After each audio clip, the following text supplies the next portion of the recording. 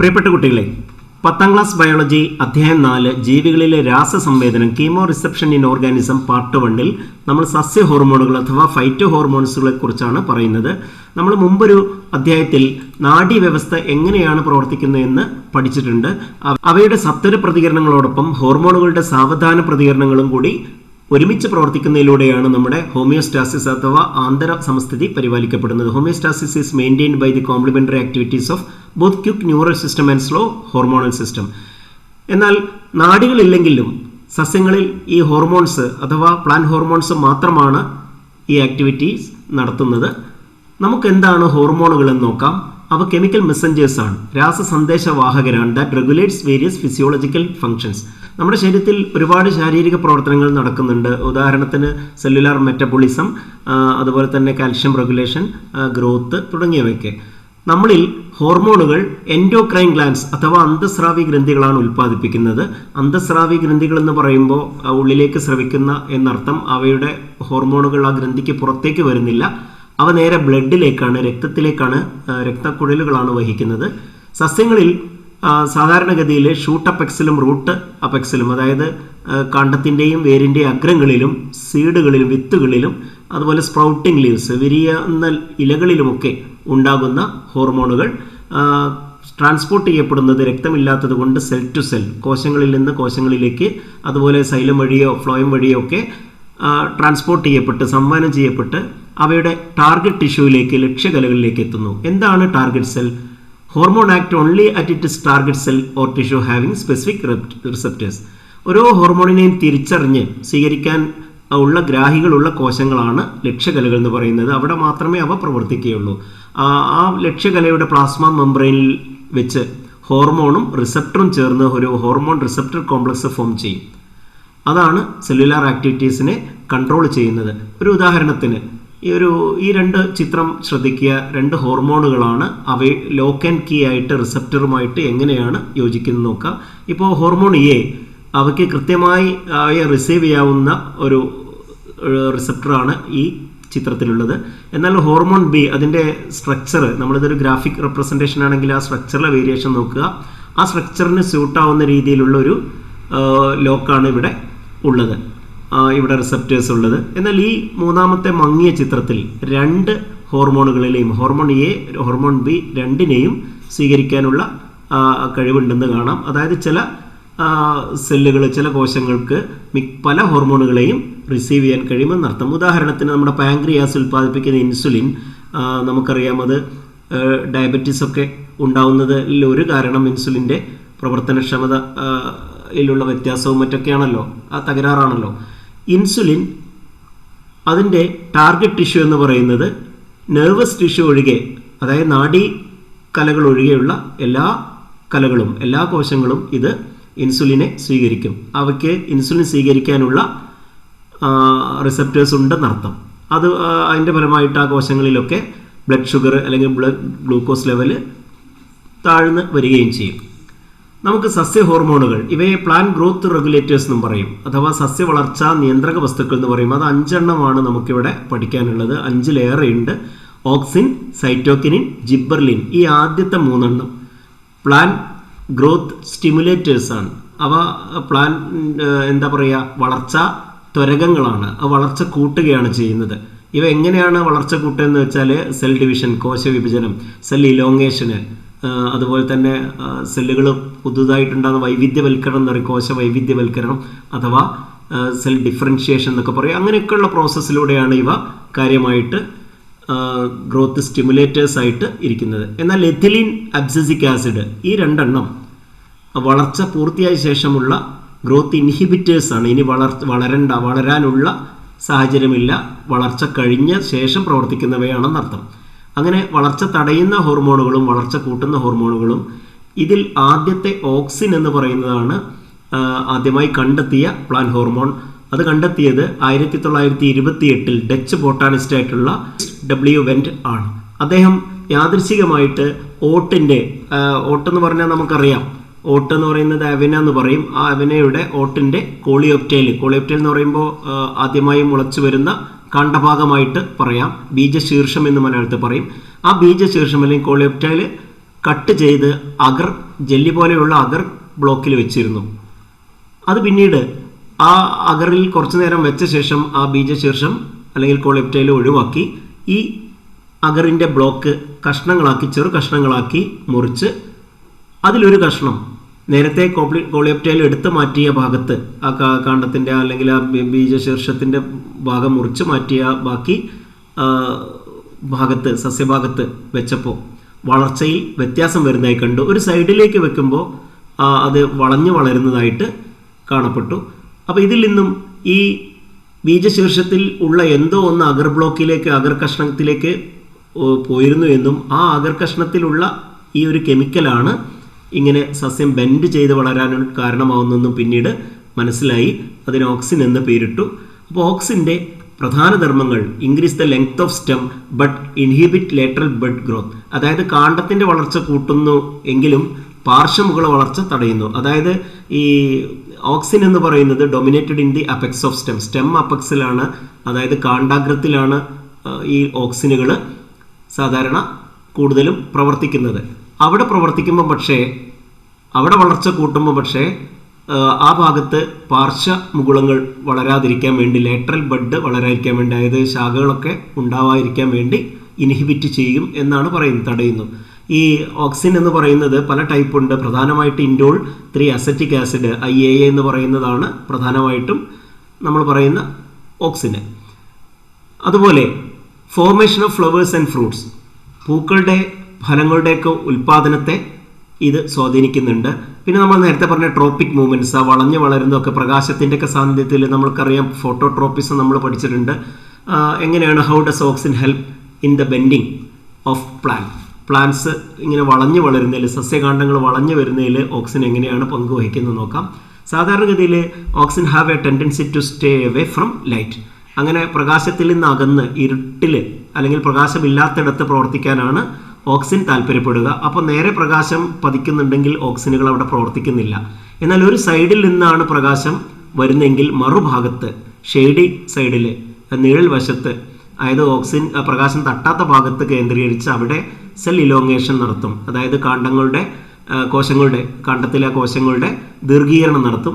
അപ്പോൾ സ്വാഭാവികമായിട്ടും ആ ഭാഗം വളയുമല്ലോ, വളഞ്ഞ് പ്രകാശത്തിന് നേർക്ക് വളഞ്ഞ് വളരുകയാണ് ചെയ്യുന്നത്. ഈ ഒരു 2 ചിത്രം നോക്കിയാൽ മതി, ഞങ്ങളുടെ പുസ്തകത്തിലുള്ള ചിത്രം തന്നെയാണ്. പ്രകാശം നേരിട്ട് പതിക്കുമ്പോൾ ഓക്സിനുകൾക്കൊന്നും ചെയ്യാനാവുന്നില്ല പക്ഷേ അവിടെ എല്ലാ ഭാഗത്തും അവിടെ നേരെ പ്രകാശം പതിക്കുന്നതിൻ്റെ കുറച്ച് താഴേക്ക് അവിടെ മാറി നിൽക്കുന്നുണ്ട്, എങ്കിലും അപെക്സിലാണുള്ളത്. പക്ഷെ ഒരു സൈഡിലേക്ക് പ്രകാശം ഒരു സൈഡിൽ നിന്ന് മാത്രമായിട്ട് കിട്ടുമ്പോൾ നേരത്തെ പറഞ്ഞ പോലെ ആ ഒരു moves to the shaded side of the stem, അങ്ങനെ അവിടെ ഇലോങ്ങേഷൻ കൂട്ടുന്നു. അതുവഴി ഇത് ബെൻഡ് ചെയ്യുന്നു എന്നുള്ളതാണ് നമ്മൾ മനസ്സിലാക്കേണ്ടത്. രണ്ടാമത്തെ ഒരു ഹോർമോണാണ് സൈറ്റോകിനിൻ. ഓക്സിനോടൊപ്പം പ്രവർത്തിച്ച് സെൽ ഡിവിഷൻ, സ്റ്റെമ്മിലും റൂട്ടിലൊക്കെ സെൽ ഡിവിഷൻ സ്റ്റിമുലേറ്റ് ചെയ്യുക, കോശ വിഭജനം ഉത്തേജിപ്പിക്കുക എന്നുള്ളതാണ് ഇതിൻ്റെ പ്രധാന ധർമ്മം. എന്നാൽ മുളക്കുന്ന വിത്തുകളിൽ ആദ്യമായി പ്രവർത്തിക്കുന്നത്, അവിടെ കോശവിഭജനം വൈവിധ്യവൽക്കരണമൊക്കെ നടത്തി അതിന് വളരാൻ അനുവദിക്കുന്നത് പ്രധാനമായും സൈറ്റോകിനിനാണ്. Stimulate cell division and cell differentiation in germinating seeds.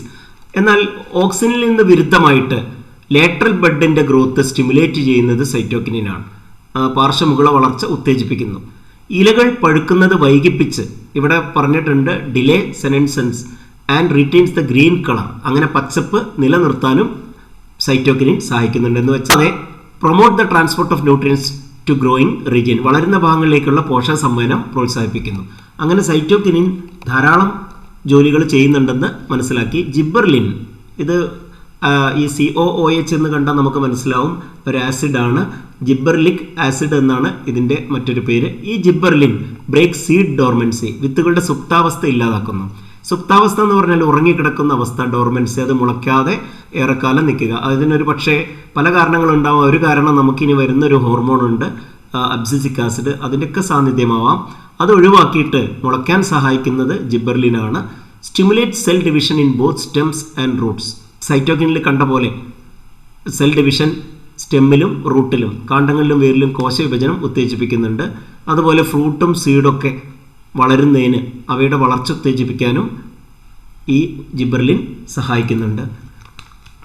ഇനി ഗ്രോത്ത് സ്റ്റിമുലേറ്റേഴ്സ് കഴിഞ്ഞ് ഗ്രോത്ത് ഇൻഹിബിറ്റേഴ്സിലേക്ക് പോകാം. എത്തിലീൻ, ഇതൊരു ഗ്യാസ് ഫോമിലാണ്. നമുക്കറിയാം C2H4 എന്ന് പറയുന്ന എത്തിലീൻ നിങ്ങൾ പഠിച്ചിട്ടുണ്ട്. റൈപ്പനിങ് ഹോർമോൺ എന്നറിയപ്പെടുന്നു. ഇത് പറയുന്നത് പോലെ തന്നെ responsible for ripening of fruits, ഫലങ്ങളൊക്കെ പഴുക്കുന്നതിന് സഹായിക്കുന്നു. അത് പഴുക്കുന്നതിന് മുമ്പായിട്ട് അത് പാകമാവണം. ഇലകളൊക്കെ പാകമാക്കാനും മറ്റുമായിട്ട് ക്ലോറോഫിൽ, പ്രോട്ടീനുകൾ, ന്യൂക്ലിക് ആസിഡ്സ് തുടങ്ങിയവ അവയുടെ ഡിഗ്രേഡിങ്ങിലൂടെ അല്ലെങ്കിൽ ശിഥിലീകരണത്തിലൂടെ ഇവ ഇലകളും അതുപോലെ ഫലങ്ങളും മറ്റൊക്കെ പുഷ്പങ്ങളൊക്കെ പാകമാവാൻ അതിൻ്റെ ഏജിങ്ങിനൊക്കെ സഹായിക്കുന്നത് എത്തിലീനാണ്. അബ്സിസിക് ആസിഡ്, പേരിൽ തന്നെ ആസിഡ് എന്നുണ്ട്. അത് അബ്സിഷൻ, പേര് സൂചിപ്പിക്കുന്നത് പോലെ അബ്സിഷൻ ഓഫ് ലീവ്സ് ഫ്രൂട്ട്സ്, അതായത് ഇലകളും ഫലങ്ങളൊക്കെ പൊഴിയുന്നതിനാണ് സഹായിക്കുക. ഞാൻ നേരത്തെ പറഞ്ഞല്ലോ ഡോർമൻസി ഓഫ് സീഡ്, അതുപോലെയുള്ള സംഗതികൾ നടത്തിയിട്ട് അൺഫേവറബിൾ കണ്ടീഷനെ ടൈഡ് ഓവർ ചെയ്യാൻ വേണ്ടി, അതായത് പ്രതികൂല സാഹചര്യം നേരിടാൻ വേണ്ടി, മറികടക്കാൻ വേണ്ടിയൊക്കെ സസ്യങ്ങളെ സഹായിക്കുന്നത് അബ്സിസിക് ആസിഡാണ്. സസ്യങ്ങളിൽ ഫ്ലവറിങ്ങിനും പോളിനേഷനും സീഡ് ഫോർമേഷനും, അതായത് പൂവിടലിനും പരാഗണത്തിനും വിത്ത് രൂപീകരണത്തിനൊക്കെ ഫോട്ടോ പീരിയോഡിസം എന്നൊരു പ്രതിഭാസം ഉണ്ട്. അത് ഫൈറ്റോക്രോം എന്ന് പറയുന്ന ഒരു ലൈറ്റ് സെൻസിറ്റീവ് പിഗ്മെന്റ് ഉണ്ട്, പ്രകാശഗ്രാഹി വർണ്ണകം. അതിൻ്റെ സാന്നിധ്യത്തിലാണ് നടക്കുക.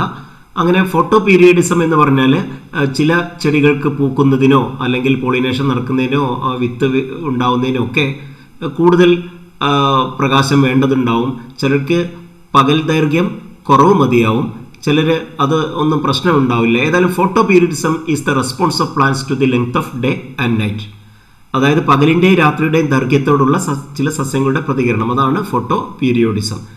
ഇതിന് സഹായിക്കുന്ന പ്രോട്ടീനാണ് ഫൈറ്റോക്രോം എന്ന് പറയുന്ന വർണ്ണകം എന്നുള്ളത് നമുക്ക് മനസ്സിലാക്കാം. ഇപ്പോൾ ഇവിടെ ഇലകൾ ഫൈറ്റോക്രോം വഴി ദിനരാത്രങ്ങളുടെ ദൈർഘ്യം മനസ്സിലാക്കും. The leaves perceive the length of day and night through phytochrome and send a signal to the shoot apex. അങ്ങനെ അവിടെ ആ ഷൂട്ട് അപ്പെക്സിലുള്ള ഫ്ലവറിങ്ങിന് വേണ്ടിയുള്ള ജീൻസ് ഉണ്ടാവും. ആ ഫ്ലവറിങ്ങിനെ കൺട്രോൾ ചെയ്യുന്ന, പൂവിടൽ നിയന്ത്രിക്കുന്ന ജീനുകൾ സ്റ്റിമുലേറ്റ് ചെയ്യപ്പെടും ഈ ഫൈറ്റോക്രോം സിഗ്നൽ തരുന്നതിനനുസരിച്ച്. ഇപ്പോൾ ഇവിടെ പുസ്തകത്തിൽ പഠിക്കാനില്ലെങ്കിലും ഞാനൊരു 3 പ്ലാന്റ്സിനെ ഇവിടെ കാണിച്ചിട്ടുണ്ട്. ഷോർട്ട് ഡേ പ്ലാന്റ്സ്, 12 ഹവേഴ്സിലും കുറവ് പിന്നെ സൂര്യപ്രകാശം അല്ലെങ്കിൽ പകൽ മതി അവയ്ക്ക് ബ്ലൂം ചെയ്യാൻ, അവർക്ക് ഫ്ലവറിങ്ങിന്. എന്നാൽ വേറെ ചിലത് ലോങ് ഡേ പ്ലാന്റ്സ് ആണ്. അവയ്ക്ക് 12 ഹവേഴ്സിലും കൂടുതൽ പ്രകാശം കിട്ടിയാൽ മാത്രമേ അവ പൂവിടുകയുള്ളൂ. എന്നാൽ മറ്റു ചില സസ്യങ്ങൾ ഇതൊന്നും പരിഗണിക്കുന്നില്ല. അതുകൊണ്ട് ഡേ ന്യൂട്രൽ പ്ലാന്റ്സ് എന്ന് അവ അറിയപ്പെടുന്നു. നമ്മൾ ഇത് പാഠപുസ്തകത്തിൽ 4.1 വർക്ക്ഷീറ്റ് ഉണ്ട്. ആ 4.1 എന്ന് പറയുന്ന വർക്ക്ഷീറ്റിൽ 5 ഹോർമോണുകളും അവയുടെ ഫംഗ്ഷനും എഴുതാനുണ്ട്. ഞാൻ നേരത്തെ പറഞ്ഞ 5 ഹോർമോണിൽ ആദ്യത്തെ 3 ഈ പേജിൽ കാണുന്നത് ഗ്രോത്ത് പ്രൊമോട്ടേഴ്സാണ്, സ്റ്റിമുലേറ്റേഴ്സാണ്. അത് ഇവിടെ കൊടുത്തിരിക്കുന്നു എന്നുള്ളൂ, നിങ്ങൾ വായിച്ചു നോക്കിയാൽ മതി. ഇതിൽ സൈറ്റോകിനിൻസും ജിബർലിനും ഒരു കോമൺ ആയിട്ടുള്ളൊരു കാര്യം ഞാൻ നേരത്തെ പറയുണ്ടായി, കാണ്ഡങ്ങളിലും വേരുകളിലും കോശവിഭജനം ഉത്തേജിപ്പിക്കുന്നു എന്നുള്ളത്. അതായത് stimulate cell division in both stem and Roots എന്ന് രണ്ടിലും കാണാം. ഇത് ഓക്സിനും ചെയ്യുന്ന കാര്യം തന്നെയാണ് എന്നുള്ളത് മറക്കരുത്. എത്തിലീൻ, അബ്സിസിക് ആസിഡ് ഇവ ഗ്രോത്ത് ഇൻഹിബിറ്റേഴ്സ് ആണ്, നമുക്കറിയാം. അവ എന്തൊക്കെയാണ് ചെയ്യുന്നതെന്ന് ഇതിനോടകം നമ്മൾ പറഞ്ഞിട്ടുണ്ട്. ഇനി സിന്തറ്റിക് സസ്യ ഹോർമോണുകൾ, അവ അഗ്രികൾച്ചർ ഫീൽഡിൽ, കാർഷിക രംഗത്ത് എങ്ങനെ സഹായിക്കുന്നു നോക്കുക. ഇവിടെ 3 സിന്തറ്റിക് ഹോർമോണുകൾ പറഞ്ഞിട്ടുണ്ട്. Synthetic auxins, synthetic gibberellins, synthetic ethylene. അതിൽ ഈ സിന്തറ്റിക് ഓക്സിന് കളനാശിനിയായിട്ട്, വീഡിസൈഡായിട്ട് 2,4-D എന്ന് പറയുന്ന വീഡിസൈഡായിട്ട് അറിയപ്പെടുന്നുണ്ട്. അതുപോലെ തണ്ടിൽ വേര് മുളപ്പിക്കാനുള്ള റൂട്ട് ഫോർമേഷനുള്ള റൂട്ട് ഹോർമോണിൻ ആയിട്ട് ഉപയോഗിക്കുന്നുണ്ട്, പല കാര്യങ്ങൾക്ക് ഉപയോഗിക്കുന്നുണ്ട്. സിന്തറ്റിക് ജിബർലിൻ ആവട്ടെ, അത് നേരത്തെ പറഞ്ഞ പോലെ തന്നെയാണ്. അത് സിന്തറ്റിക് ആയാലും നാച്ചുറലായിട്ട് ചെയ്യുന്ന പല കാര്യങ്ങളും ഈ ചെയ്യുന്നുണ്ട്. കായ്കളുടെ വലിപ്പം കൂട്ടാൻ, സൈസൊക്കെ ഇൻക്രീസ് ചെയ്യാൻ ഫ്രൂട്ട്സിൻ്റെ, അതുപോലെ തന്നെ സ്റ്റെം ഇലോങ്ങേഷൻ, കാണ്ഡദീർഘനത്തിന്. അതായത് ഒരു കർഷകൻ ജിബർലിൻ ഉപയോഗിക്കുന്നുണ്ട്, സിന്തറ്റിക് ജിബർലിന് അപ്ലൈ ചെയ്യുന്നുണ്ടെങ്കിൽ അവ വളർച്ച കൂടും എന്നർത്ഥം. സിന്തറ്റിക് എത്തിലീൻ ആവട്ടെ, അത് ഹാർവെസ്റ്റിങ്ങിനൊക്കെ വേണ്ടി, ഒരേ സമയം വിളവെടുക്കുന്നതിനൊക്കെ വേണ്ടി, അതായത് സൈമിൾട്ടേനിയസ് ആയിട്ടുള്ള ഹാർവെസ്റ്റിങ്ങിനൊക്കെ വേണ്ടി ഫ്രൂട്ട്സിനൊക്കെ, ഫലങ്ങളൊക്കെ പഠിപ്പിക്കാൻ, റൈപ്പൻ ചെയ്യാനായിട്ട് ഉപയോഗിക്കുന്നു. പക്ഷേ ഇവയുടെ ഒക്കെ അപകടം, ഇവയെല്ലാം എന്ന് തന്നെ പറയാം, അധികവും കെമിക്കൽസാണ്. അതും കുറച്ച് കൂടിയ ഗ്രേഡിലുള്ള കെമിക്കൽസ്. ഫോർ എക്സാമ്പിൾ 2,4-D എന്ന് പറയുന്ന വീഡിസൈഡൊക്കെ, അത് നമ്മൾ കളകളെ നശിപ്പിക്കാനാണ് ഉപയോഗിക്കുന്നതെങ്കിലും അവ മറ്റ് ഭാഗത്തേക്ക് വ്യാപിച്ച് സാധാരണ ചെടികൾക്കും പ്രശ്നം ഉണ്ടാവും. അത് ആരോഗ്യ പ്രശ്നങ്ങൾ ഉണ്ടാക്കുന്നുണ്ട്. അങ്ങനെ ആരോഗ്യ പാരിസ്ഥിതിക പ്രശ്നങ്ങൾ അല്ലേ? ദിസ് കെമിക്കൽ എന്ത് ചെയ്യുന്നുണ്ട്? Lead to certain health issues and also environmental problems. അതുകൊണ്ട് ഇവ ഉപയോഗിക്കുമ്പോൾ ചില നിയന്ത്രണങ്ങൾ വേണ്ടതുണ്ട്. അതുകൊണ്ടാണ് ഒരു ചോദ്യം ഇട്ടത് ഇവിടെ, the uncontrolled use of synthetic plant hormones is not advisable എന്ന് പറയാനുള്ള ആ കാരണമാണ് ഇപ്പോൾ നമ്മൾ പറഞ്ഞത്.